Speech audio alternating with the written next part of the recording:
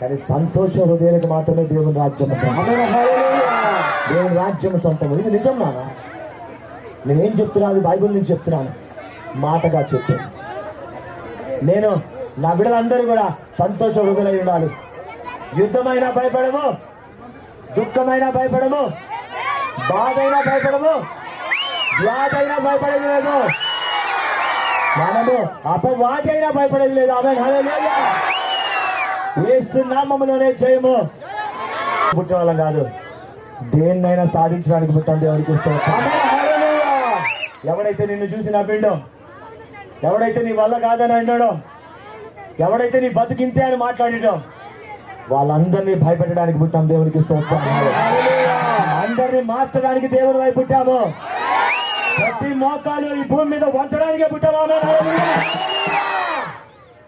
ఉంచుదామా?